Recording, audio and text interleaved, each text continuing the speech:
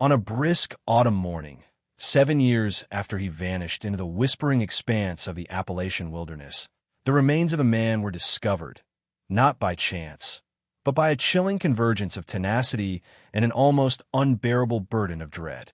This was not the reunion his family had desperately prayed for, a hopeful image that had sustained them through countless sleepless nights.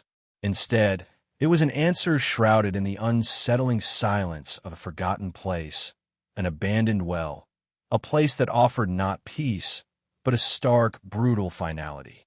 The story begins, as many do, with the mundane rhythms of life giving way to an inexplicable absence, a void that swallows joy and replaces it with a gnawing uncertainty. Johnathan, a seasoned outdoorsman, a man whose intimate knowledge of these ancient mountains ran deeper than the roots of their oldest trees, had embarked on what should have been a routine hunting trip in the vast, untamed wilderness of the Shenandoah National Park. It was October 1980, a time when the leaves ablaze and crimson and gold painted a deceptive tableau of serenity over a landscape that could, and often did, hide its secrets with ruthless efficiency. He'd kissed his wife goodbye, promised to be back in a few days, and with his trusty rifle slung over his shoulder, he'd melted into the autumn woods, a ritual as familiar to him as breathing. But the familiar rhythm broke. Days bled into a week, then two. His wife, Patricia, a woman accustomed to her husband's rugged independence, felt a cold tendril of fear begin to coil in her stomach. Johnathan was meticulous, always checking in, always adhering to his plans. This silence was not like him. It was a silence that echoed with an ominous weight. The initial search was swift, a frantic explosion of activity.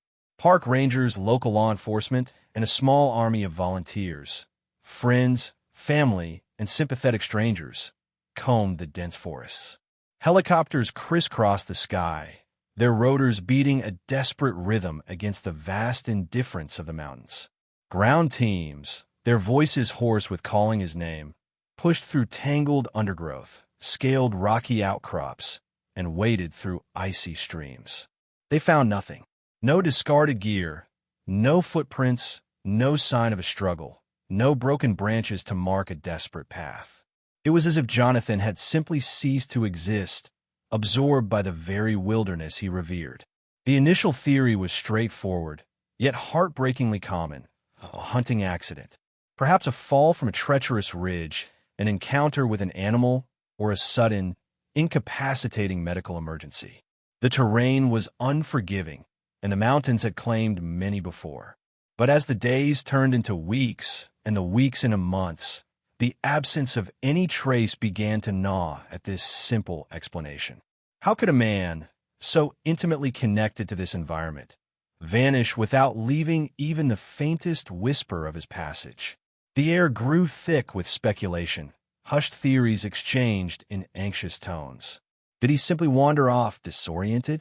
Was there a more sinister explanation lurking beneath the surface of this tranquil forest?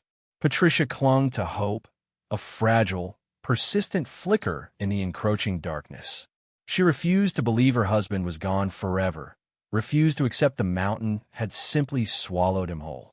She hired private investigators, consulted psychics, followed every lead, no matter how remote or improbable.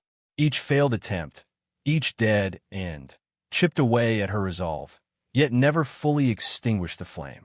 The passage of time, an unrelenting tide, eventually receded, leaving behind the stark, unyielding landscape of unresolved grief. The official search was eventually scaled back, then formally called off. Johnathan's case, like so many others swallowed by the national parks, was relegated to the cold case files, a ghost story whispered around campfires, a haunting reminder of the wilderness's untamed power. But for Patricia, and for others who loved Johnathan, the search never truly ended. It simply transformed, moving from physical expeditions to a constant, internal vigil, a silent question mark etched into their souls. For 7 long years, the mountains held their secret, an impenetrable vault of rock and tree. 7 years, a lifetime for some, an eternity for those left behind. The year is now 1987. The leaves are once again ablaze, the air crisp with the scent of decaying foliage, mirroring the slow, quiet decay of hope for Johnathan's family. Patricia, though older, her face etched with the lines of relentless worry, still carried the weight of his absence. She had never remarried, never truly moved on. How could she, when a part of her heart remained lost somewhere in those vast, indifferent woods? The world had moved on, but for her, time had frozen on that October morning when Johnathan had last walked out the door. The authorities, their initial fervor long since cooled, occasionally reviewed the file, a routine procedure, a whisper of a promise to those still waiting. But without new evidence, without a fresh lead, the case remained stubbornly cold, another unsolved mystery in a long list of wilderness disappearances. Then, a peculiar discovery, seemingly innocuous, yet destined to unravel years of silence. Deep within a rarely traversed section of the park, far from any established trail or known hunting ground, a group of hikers stumbled upon an unusual anomaly. It was not a grand sight, no ancient ruin or spectacular waterfall, but something far more subtle and, in hindsight, infinitely more significant. They found a peculiar cluster of older growth trees, a dense thicket that seemed to close in on itself, forming a natural, almost deliberate curtain. Beneath the canopy, partially obscured by years of fallen leaves and accumulated debris, they noticed an unnatural depression in the earth. Curiosity, that relentless human drive, compelled them to investigate. They began to clear away the foliage, revealing a crude, makeshift cover of rotting planks and stones. Below it, a dark, gaping maw, a circular opening that descended into absolute blackness.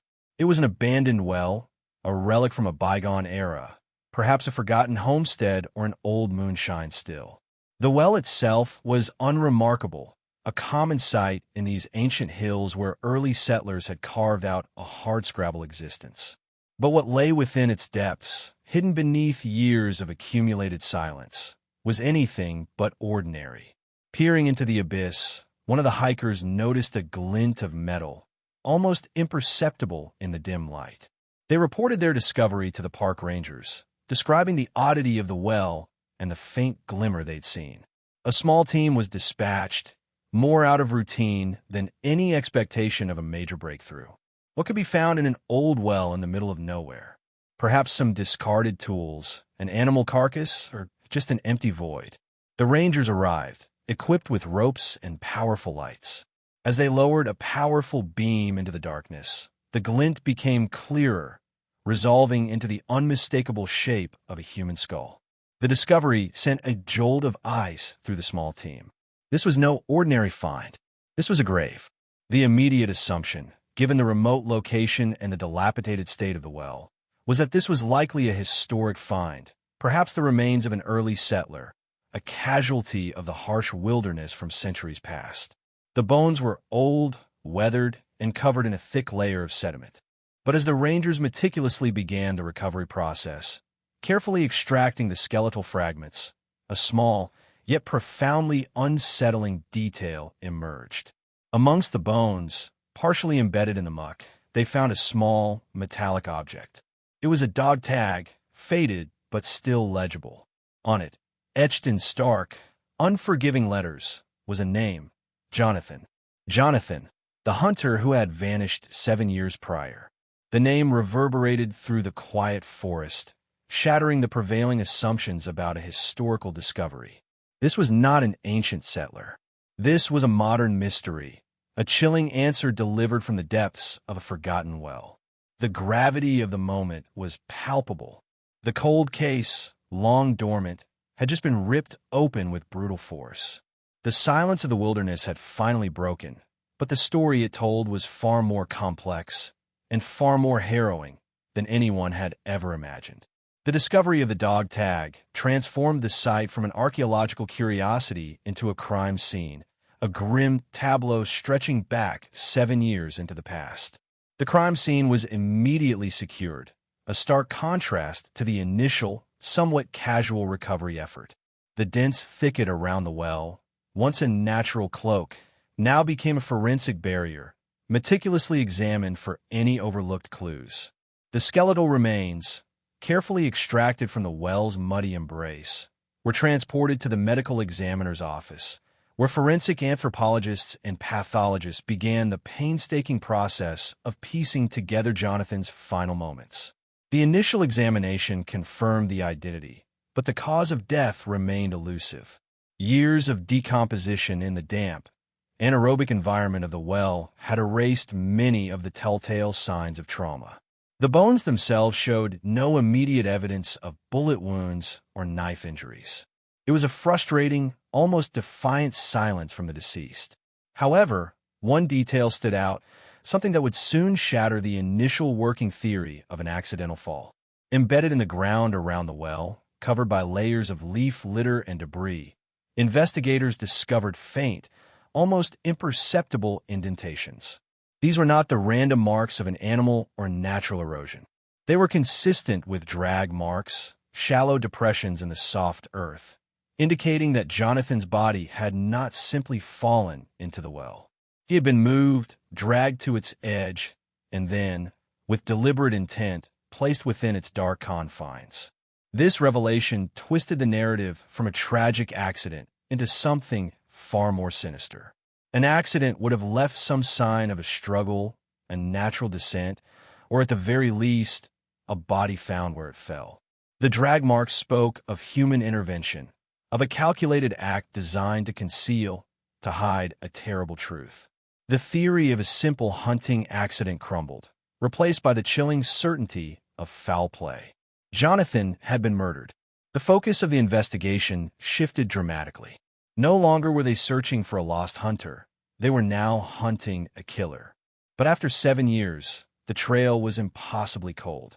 Witnesses would be scarce, memories faded, and the wilderness itself would have reclaimed many of the ephemeral clues. The immediate vicinity of the well became the epicenter of a renewed, intense search. Every inch of ground was sifted, every branch examined. Specialized teams, trained in forensic archaeology, meticulously excavated the surrounding area. They were looking for anything, no matter how small, that could provide a lead, a piece of the puzzle that had been missing for so long. And the wilderness, after years of holding its breath, slowly began to give up its secrets. In the accumulated leaf litter near the well, partially buried, investigators found a rusted, antique-looking arrowhead. It was a crude, triangular piece of flint, clearly not a modern hunting tool. Its presence was baffling. What connection could an ancient projectile have to a modern murder? The arrowhead was carefully collected, becoming a strange, anachronistic piece of evidence in a contemporary crime.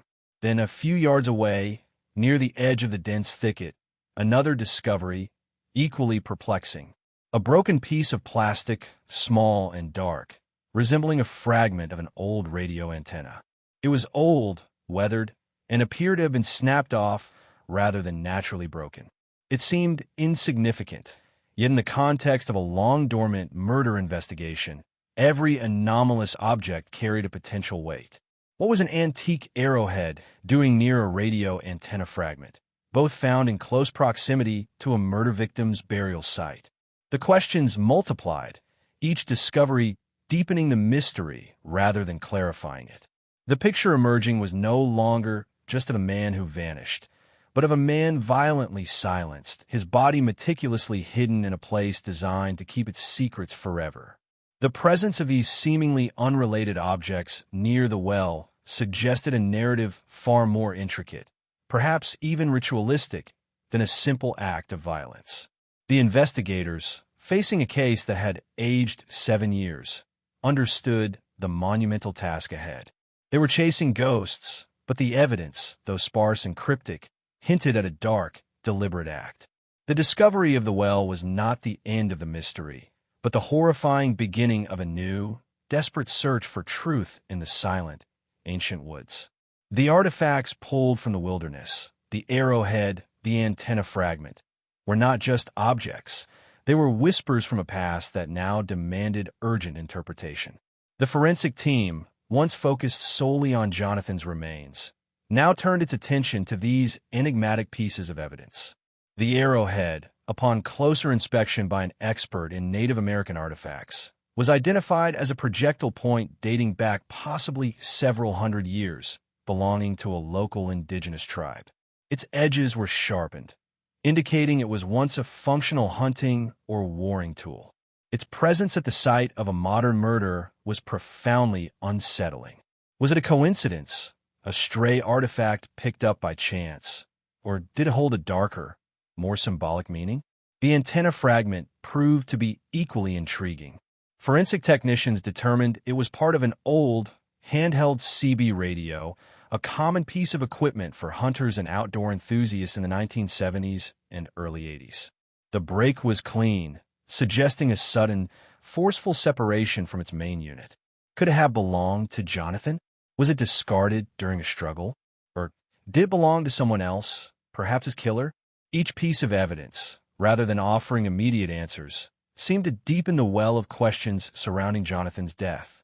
Investigators, sifting through the years of cold case files, reviewed every detail, every overlooked comment, every discarded theory.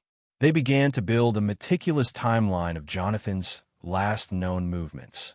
His hunting permits, his gear list, the details of his last conversation with Patricia, every scrap of information was re-examined with a new, urgent lens.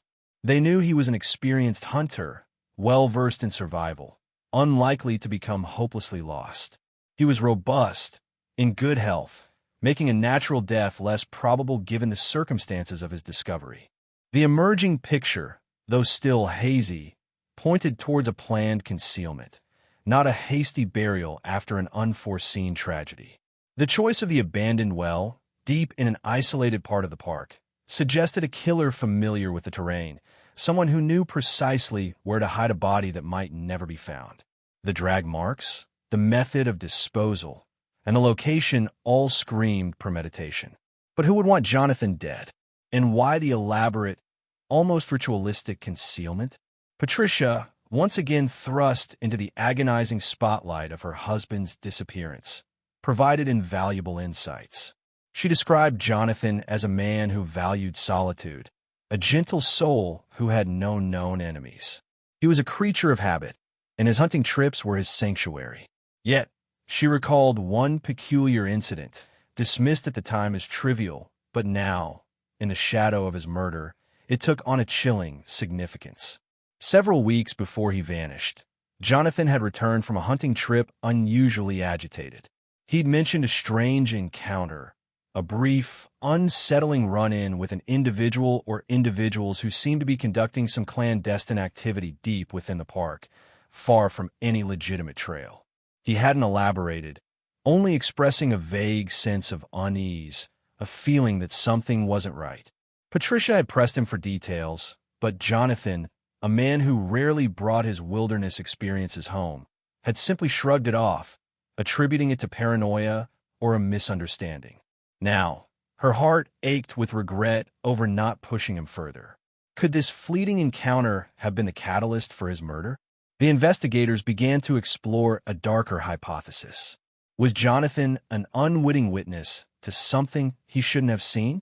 The Appalachian wilderness, while beautiful, also held its share of illicit activities, moonshine operations, drug cultivation, even clandestine meetings of fringe groups.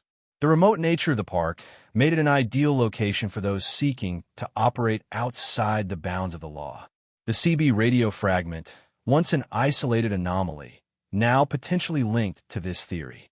Could Johnathan have stumbled upon a group using such radios to communicate, a group whose secrets were deadly?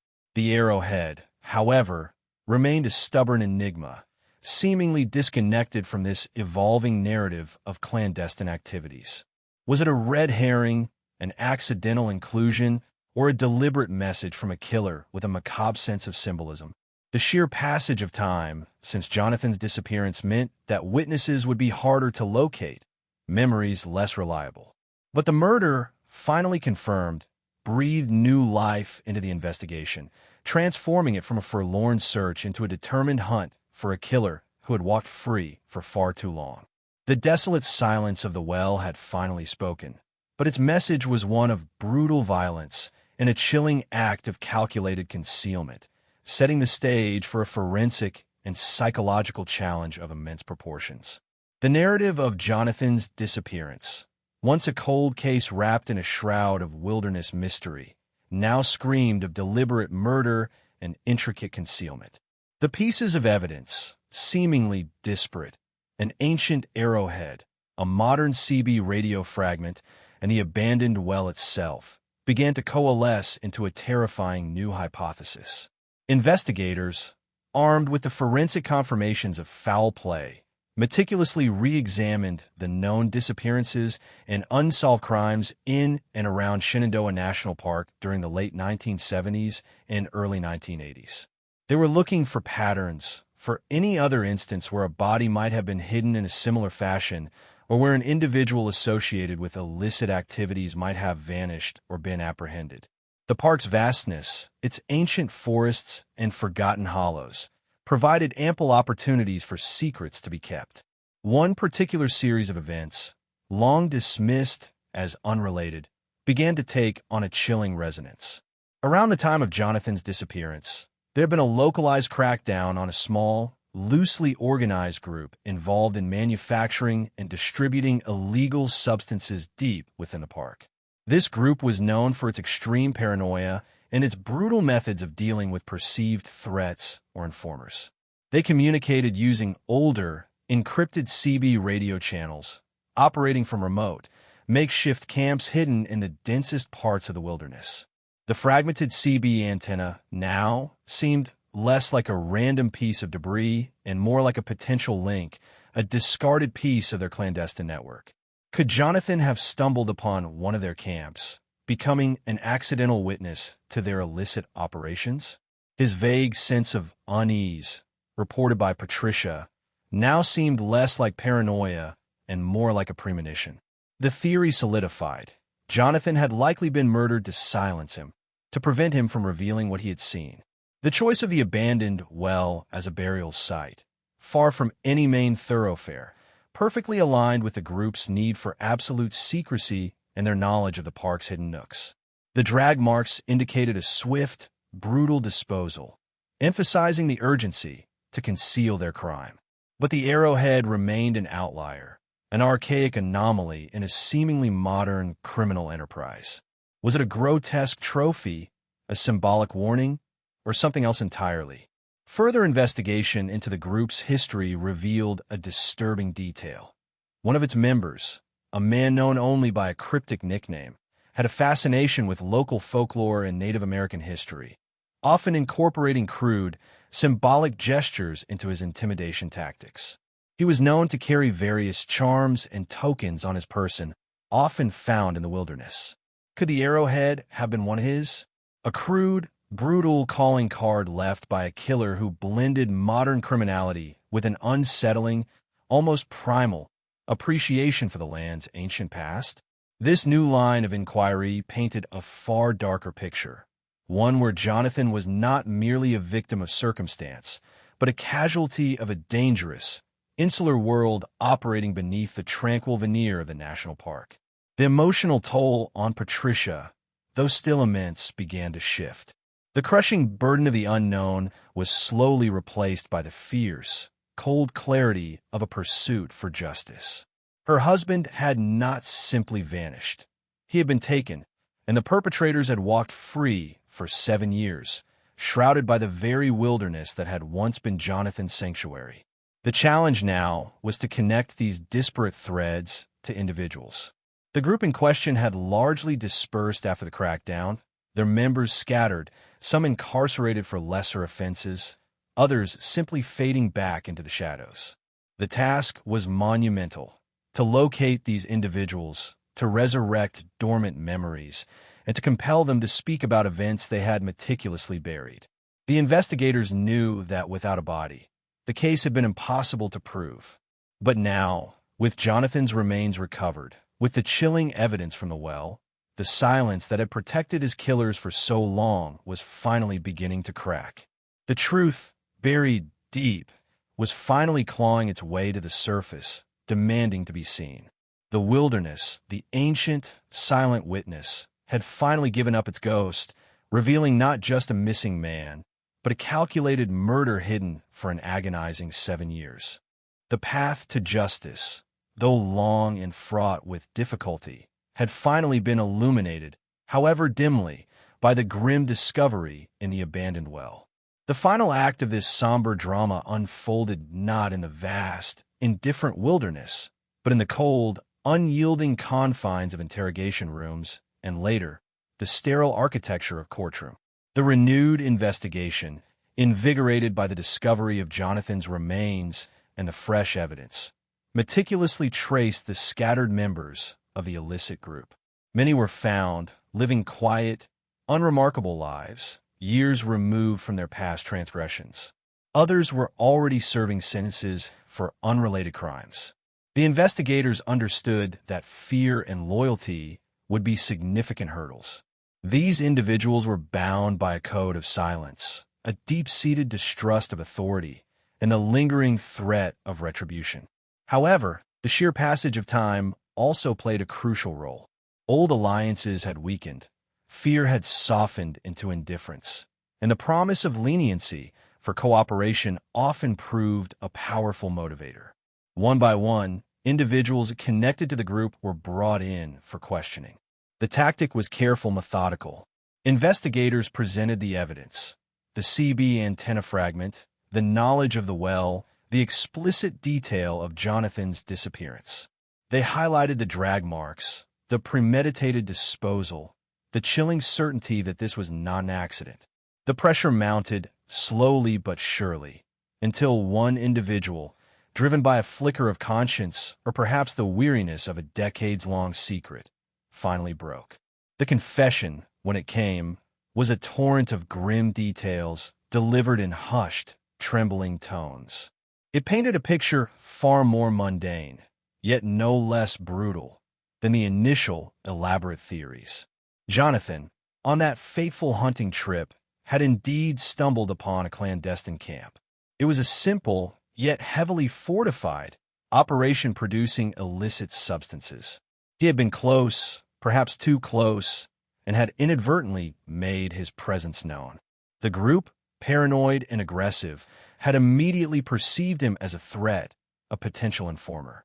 There had been no grand ritual, no complex plan, just a swift, brutal decision made in the throes of fear and suspicion. They confronted him, a heated exchange that quickly escalated into violence. Johnathan, caught off guard and outnumbered, was struck down, his life extinguished in a desperate effort to protect their secret. The ancient arrowhead, it turned out, was merely a morbid coincidence, a personal trinket carried by one of the assailants, dropped in the chaotic aftermath. The CB radio antenna, however, was indeed his. He had attempted to call for help, to report what he'd seen, but the struggle had been too quick, the signal never sent. The perpetrators, desperate to erase their crime, had then dragged his body to the abandoned well, a place they knew well, a place they believed would hold their secret forever. They covered it with planks and debris, obscuring it from casual view, and then fled, leaving Johnathan to the silent depths. For 7 years, they had lived with their terrible secret, shrouded by the vast indifference of the wilderness. The confession provided the missing links, filling in the terrifying blanks. It was not a grand conspiracy, but a tragic convergence of circumstance, fear, and ruthless pragmatism. The details were relayed to Patricia, who, after years of agonizing uncertainty, finally had the brutal truth. It offered no comfort in itself, but it replaced the gnawing void with a cold, hard certainty, and with it, the possibility of justice. The trial was a somber affair, a testament to the perseverance of a grieving family and the tenacity of law enforcement. The evidence, though aged, was compelling. The remains, the forensic analysis, the compelling, if remorseful, testimony of the cooperating witness. The perpetrators, now older and facing the full weight of their past actions, were brought to justice.